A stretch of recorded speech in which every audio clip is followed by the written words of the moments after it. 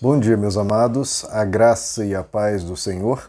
Eu sou o pastor Rômulo Pereira, da Igreja Batista, Palavra da Graça, e hoje nós vamos estudar os Atos dos Apóstolos, capítulo 13, versos 33 e 34, que nos dizem: Ele cumpriu para nós, seus filhos, ressuscitando Jesus, como está escrito no Salmo 2.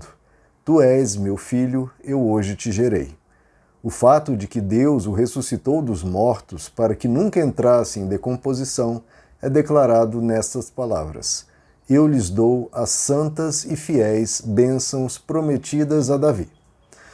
Bom, meus amados, vamos estudar aqui um pouco mais essa pregação do apóstolo Paulo em uma sinagoga, em que ele defende, em que ele argumenta que Jesus é o Messias, que Jesus é o cumpridor das promessas do Antigo Testamento. E ele aqui está argumentando nesse sentido, citando dois versos. Ele vai citar ainda outro nos versos seguintes. Ele cita dois versos. Primeiro ele cita o Salmo 2, citando essa passagem: Tu és o meu filho, eu hoje te gerei. Bom, o Salmo 2 inteiro é sobre o Messias, é um salmo chamado Salmo Messiânico, tanto na interpretação de cristãos quanto de judeus. Os judeus também acreditam que o Salmo 2 se refere ao Messias, só que eles têm dificuldade, claro, em aceitar Jesus. O apóstolo Paulo que argumenta que do Salmo 2 inteiro, que se cumpre em Jesus, esse é um ponto de destaque, esse verso específico aqui que ele cita: Tu és meu filho, eu hoje te gerei. Bom, primeiro, Deus gerar algum ser humano não tem nenhuma novidade, né? Deus cria a vida, Deus é o autor de toda a vida, todo ser humano é nascido, vem, ganha a sua existência graças a Deus, claro. Então por que Deus usaria para distinguir o Messias usando isso? Tu és o meu filho, eu hoje te gerei. Parece algo banal, né? Deus dizer: não, você é meu filho porque você nasceu. Não, todo ser humano nasceu. Qual que é a diferença aqui? E é o argumento do apóstolo Paulo que, ao meu ver, está errado algumas interpretações que dizem que esse verso está falando da encarnação de Jesus. Tu és meu filho, eu hoje te gerei. O apóstolo Paulo parece fazer a referência bem clara, direta, com a ressurreição, porque ele diz: cumpriu ressuscitando Jesus conforme está escrito. Tu és meu filho, eu hoje te gerei. Então veja que o apóstolo Paulo cita a ressurreição, ressuscitando Jesus, como está escrito: eu hoje te gerei. Então veja, parece que ele faz a associação entre ressuscitar Jesus e eu hoje te gerei. Então o que seria esse eu hoje te gerei? A encarnação de Jesus, o nascimento de Jesus? Não. Quando ele ressuscita dentre os mortos, eu hoje te gerei, ou seja, Deus dizendo: eu hoje te trago para a vida novamente. Eu te ressuscito, eu te declaro meu filho, nascendo você agora sim para uma vida totalmente eterna, não mais com um corpo que se decompõe e morre, mas com um corpo glorificado. Porque o nascimento de carne e sangue é um nascimento trivial, banal, comum, rotineiro. Agora, o nascimento, a ressurreição de Jesus, esse nascimento com o corpo glorificado, esse nascimento para nunca mais morrer, é o que Deus está dizendo: eu hoje te gerei com o corpo glorificado, eu hoje te trago a vida para nunca mais morrer. Essa seria a ressurreição de Jesus. Isso, inclusive, contrapõe algumas correntes arianas, que são aqueles que não acreditam que Jesus é filho de Deus, é eterno com Deus, citando isso aqui: eu hoje te gerei, como se Deus algum dia tivesse criado Jesus. Jesus também sendo uma criatura, né? Porque está dizendo: eu hoje te gerei, você agora nasceu. Não, não está falando de um nascimento, está falando dessa ressurreição de Jesus. Então não tem nada a ver isso com Deus ter criado Jesus. Não, está falando da ressurreição.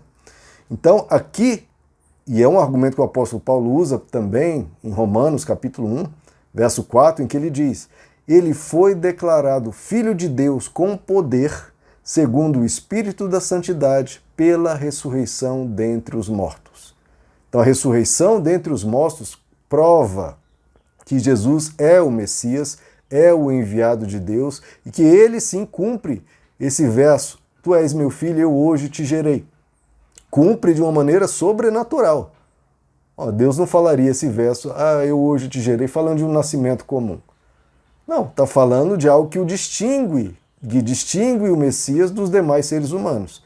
Que em Jesus nós vemos isso, ele ressuscitando dentre os mortos, cumprindo esse verso do Salmo 2, tu és meu filho, eu hoje te gerei. Por que ele é o filho de Deus? Porque ele ressuscitou, diferente de todo ser humano. Por que ele foi gerado por Deus? Porque ele foi gerado agora com o corpo em glória para nunca mais morrer. Né? Ele sim, vivo para sempre. Diferente de todo ser humano, porque todo ser humano, poucos que ressuscitaram, eles morrem novamente. Jesus não, ele foi gerado para uma vida sem morte a partir da ressurreição.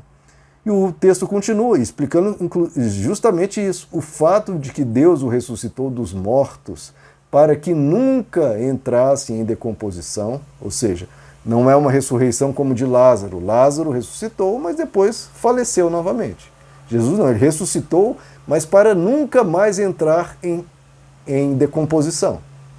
Porque foi gerado agora uma nova vida, agora um corpo em glória. E ele continua dizendo, isso é declarado nas palavras, aí ele cita Isaías, eu lhes dou as santas e fiéis bênçãos prometidas a Davi. Citando aqui Isaías 55, verso 3. Então ele diz, cumprindo as promessas feitas a Davi. Que promessas? Deus havia prometido a Davi que ele teria um trono, ele teria um sucessor no trono eternamente. Todos os judeus pensam, a linhagem de Davi vai continuar, ou seja, Deus vai sempre dar um sucessor. Um sucessor de Davi morre, vem um outro sucessor, e aí a linhagem de Davi é mantida, cumprindo a profecia dada a Davi. Não faltará descendente no seu trono, o seu reino será para sempre. Só que Deus cumpriu isso de uma outra maneira, não através de sucessores de Davi, mas através de um único descendente de Davi, Jesus. Como que esse trono seria para sempre? Né? Quando há sucessão, quando um morre, o outro assume. Mas no caso de Jesus, essa promessa é cumprida, o trono perdurar para sempre, Jesus nunca mais morrendo. Ele assume como descendente de Davi o reinado, o reino de Deus, e nunca mais morre, cumprindo então a profecia dada a Davi. Então, o que o apóstolo Paulo argumenta aqui, primeiro, que a ressurreição de Jesus é diferente de todas as outras, em que as pessoas, os poucos que ressuscitaram, morrem novamente, entram em decomposição. Ele vai argumentar isso nos próximos versos e nós vamos estudar. Mas, justamente por ele ressuscitar para nunca mais morrer, então ele cumpre a promessa feita a Davi de ter um sucessor para sempre no seu trono, porque é um sucessor que não perece. Então não corre o risco de um sucessor morrer e não deixar um descendente. Não, Jesus vive para sempre como descendente de Davi no trono aqui, conforme Deus prometeu a Davi. Então está cumprido aqui a promessa de que eu lhes dou as santas e fiéis bênçãos prometidas a Davi. Então, queridos, a ressurreição de Jesus cumpre as promessas do Antigo Testamento e é a garantia que Deus cumprirá as promessas do Novo Testamento, de que ele vai voltar, de que ele vai fazer novos céus e nova terra. Como o apóstolo Paulo diz, se Jesus não ressuscitou, vã é a nossa pregação e vã também é a nossa fé. Então, a fé cristã não é uma mera ideia bonita, não é uma mera... Não, esse conceito é tão lindo que eu vou acreditar, não é só uma credulidade. Não, eu acredito, alguém me ensinou, eu nasci aqui em um país cristão, é a nossa cultura, é isso mesmo, foi uma ideia bonita, ou alguém sonhou com algo. Não, é baseado em um fato histórico, em um fato que foi visto, presenciado e testemunhado, não por uma ou duas pessoas, como já tratamos nos vídeos anteriores, mas por mais de 500 pessoas.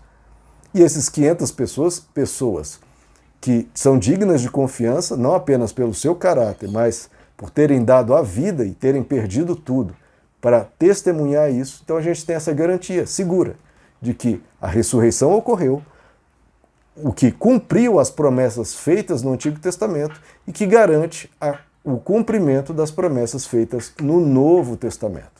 Então nós temos uma fé segura, Uma fé que você pode ter uma certeza em Deus do que ocorreu e do que ocorrerá. Nós estamos seguros em Cristo. Por isso que o apóstolo Paulo diz em 2 Coríntios: tantas quantas forem as promessas de Deus, nele está o sim. Portanto, é por ele o amém, para a glória de Deus, nosso Pai. Então a nossa fé está firmada em um fato, em um acontecimento, em algo que ocorreu e não tem como desacontecer. Aconteceu, é real, é verdadeiro e a nossa fé está calcada na ressurreição de Cristo e, portanto, em algo seguro. Então que a gente possa viver a nossa fé e testemunhá-la, porque cumpriu, como o apóstolo Paulo está mostrando. Os judeus, muitos, estão perdendo essa oportunidade e outros tantos estão se convertendo, porque vão vendo que ao longo de 2 milênios não apareceu nenhum Messias. Então, opa, será que aquele lá que reina até hoje, foi prometido um reinado sem fim ao descendente de Davi. Ele reina até hoje. 2000 anos depois, inclusive aqueles que creem nele é um número muito maior do que os descendentes de Israel, do que a população de Israel. Então, um reinado que não teve fim em 2000 anos, impérios passaram, reis passaram, nações acabaram, nações surgiram e acabaram de novo.